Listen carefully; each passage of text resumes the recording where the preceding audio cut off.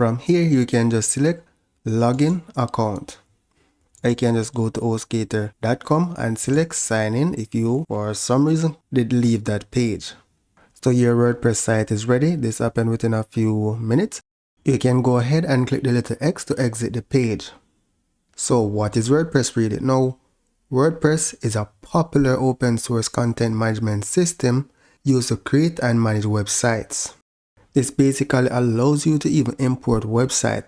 That is why you don't really need to have any form of web development skills to be able to create a website, and you will see how easy it is to do throughout this course. Now, WordPress is already installed, so what we're going to be doing further on is installing the Astra sites and the Elementor plugin to further develop and customize our website. So if you look at the bottom of your screen, you'll see your website link, right? So you can copy it, you can paste it in the browser and see what will come up, right? It will tell you that your site is coming soon. So once we complete all the development, you'll be able to make your site look fancy and pretty.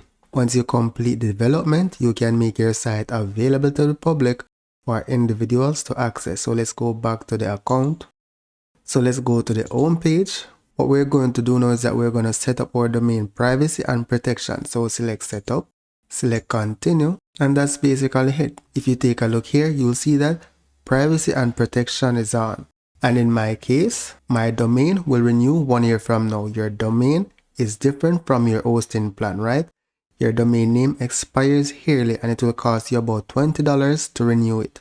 You can always buy additional domains if you need them. So if I scroll down, you'll see that it is suggesting other domains that I can purchase. Or you can just go ahead and search other domains. So now let's go back to hosting. Click the menu icon and then select edit site. Here, if you select preview your site, you'll see what your site will look like if it becomes public.